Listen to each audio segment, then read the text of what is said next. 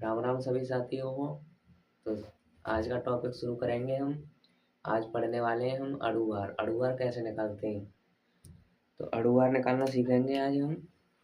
ये देखिए, ये मैंने पहले लिख के रखा है, जो मैंने तुम्हें कल भी बताया था कि अड़ुआर निकालने के लिए हमें परमाणु भार याद करने होंगे।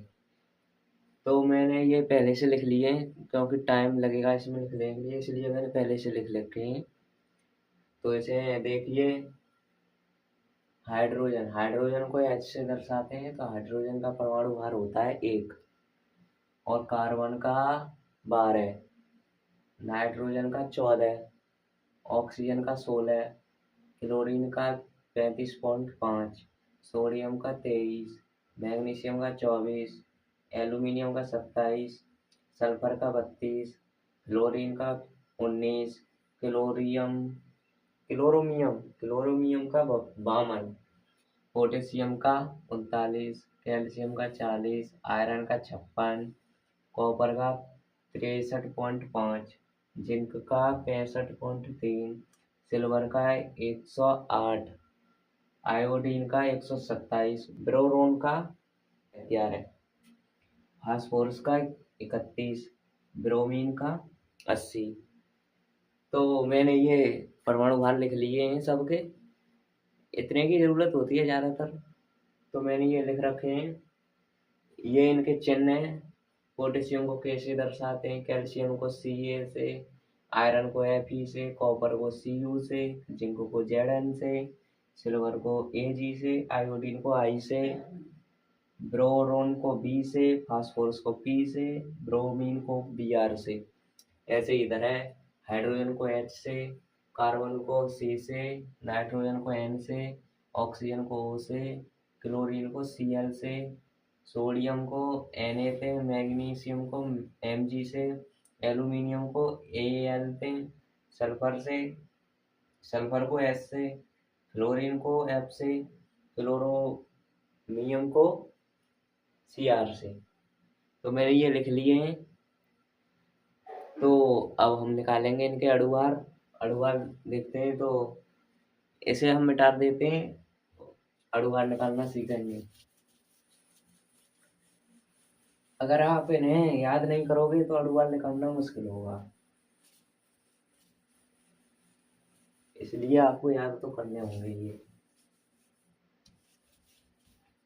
अगर आपने केमिस्ट्री ली है और अड़ुआर निकालना नहीं आता है तो ये याद करने होंगे, इनके बिना काम नहीं चलेगा।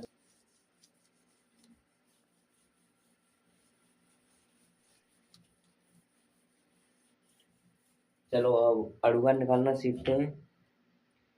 तो हम निकालेंगे अड़ुआर। अड़ुआर निकालेंगे। अड़ुआर निकालने के लिए हमें, जैसे हम लेते हैं NH3, NH3 है ये, तो इसका अड़ुआर निकालेंगे। अड़ुआर ये क्या है आपको पता होगा। एन किससे दर्शाते हैं इनको, तो ये है नाइट्रोजन। नाइट्रोजन और नाइट्रोजन का परमाणु भार कितना होता है, पता हो तो ठीक है, ना पता हो तो याद कर लेना। तो नाइट्रोजन का परमाणु भार होता है 14, तो ये है 14। अब ये हाइड्रोजन, हाइड्रोजन पर कितना है, 3 है। तो हाइड्रोजन का 1 होता है और ये 3 होता है ना, जो नंबर होता है किसी के आगे, उसकी हम गुणा कर देते हैं। तो ये 14 हो गया, इसे प्लस करेंगे और ये 3 गुणा 1। अब हम इसे करेंगे 3 14 प्लस 3 को गुणा 1 में करेंगे तो 3 आएगा, और इसे जोड़ देंगे 14 और 3 17। तो इसका अणु हल करके आएगा 17। 17 अणु हल करके आ गया है इसका, ठीक है। ऐसे ही हम दूसरा निकालते हैं, H2SO4 का निकालते हैं। H2SO4 ऐसे ही इसका निकालेंगे। ये हाइड्रोजन है, हाइड्रोजन का 1 होता है परमाणु भार, इसके आगे 2 नंबर है, उसकी 2 गुणा 1 प्लस सल्फर का परमाणु भार कितना होता है? सल्फर का परमाणु भार होता है 32, तो यहाँ 32 लिखेंगे प्लस ऑक्सीजन का कितना होता है परमाणु भार? 16।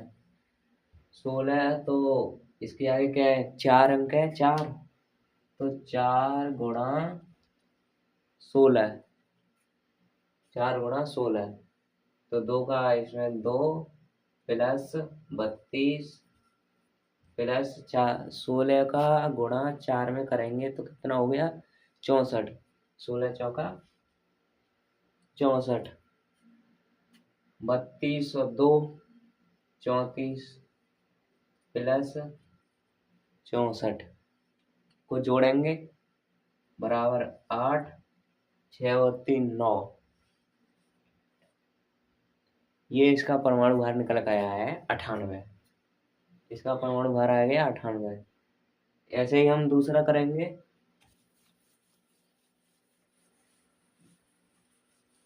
वैसे उम्मीद है मुझको कि तो आपको निकालना आ चुका होगा।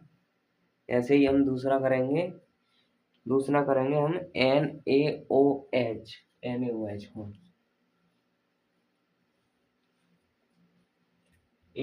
NaOH तो सोडियम, Na सोडियम है, सोडियम का परमाणु भार होता है 23 परमाणु भार होता है इसका। प्लस करेंगे ऑक्सीजन का कितना होता है? 16, तो इसके 16 करेंगे। हाइड्रोजन का 24, इसमें किसी के आगे कोई अंक नहीं है तो इसमें गुणा नहीं करेंगे किसी की, तो प्लस 1 जोड़ेंगे तो इसे 1 और 6 7, 7 और 3 0, 10 का 0, 1 2 और 2 4। इसका परमाणु भार आया है 40 आया है। तो ऐसे ही और भी करेंगे NH2CO NH2 NH2CO NH2 NH2CO NH2 ये है यूरिया का सूत्र है। ये यूरिया, तो इसका हम अणु भार निकालेंगे। पहले तो इनके परमाणु भार लिखेंगे। नाइट्रोजन का होता है 14 प्लस हाइड्रोजन का 1 होता है, तो इसके आगे क्या अंक है? 2, तो 2 गुणा 1 कार्बन का होता है प्लस कार्बन का होता है 12 प्लस ऑक्सीजन का 16 प्लस नाइट्रोजन का 14 प्लस हाइड्रोजन का 1 होता है, 2 अंक है, तो 2 गुणा 1। पहले गुणा करते हैं सबकी, फिर बाद में जोड़ेंगे। 14 plus 2 plus 12 plus 16 plus 14 plus 2,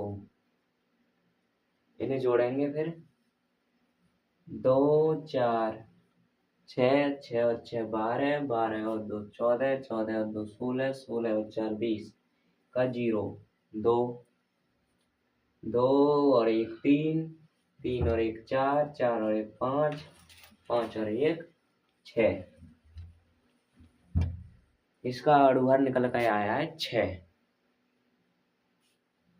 तो उम्मीद है सबको अणु भार निकालना आ चुका होगा। तो उम्मीद है सबको अणु भार निकालना आ चुका होगा।